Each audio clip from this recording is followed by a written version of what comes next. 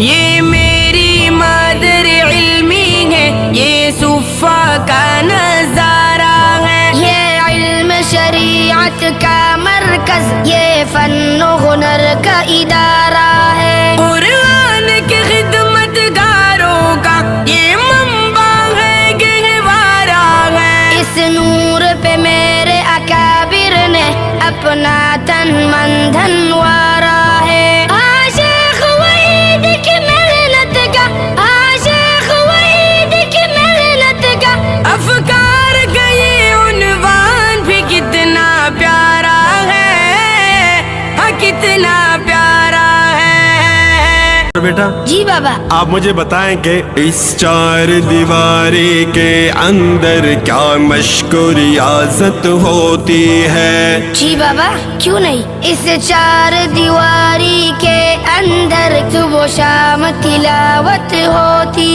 ہے، رخسار پہ نور کے جلووں سے قاری کی شناخت ہوتی ہے، طلباء کو سب کچھ ملتا ہے جو ان کی حاجت ہوتی ہے، قرآن کی خدمت سے سرشار، قرآن کی خدمت سے سرشار، ہر ایک خادم طالب استاذ ہمارا ہے، استاذ ہمارا ہے۔ انظر بیٹا اس کی تعمیر کیا ہے؟ گویا کہ فن پارہ ہے، لیکن معلوم نہیں کہ تعلیمی نظام اس کا کمزور ہے یا کہ مستحکم۔ تعلیمی نظام اس کا بیٹا کمزور ہے یا کہ محکم ہے؟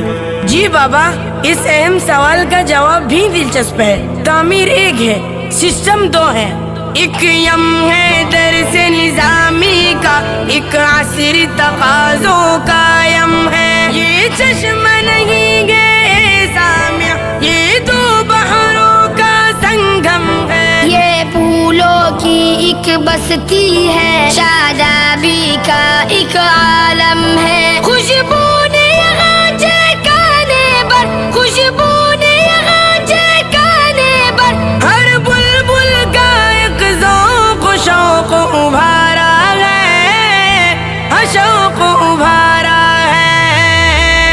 اللہ اکبر۔ بچوں دعا ہے اللہ کریم اس گلشن کو تر و تازہ رکھیں۔ آمین۔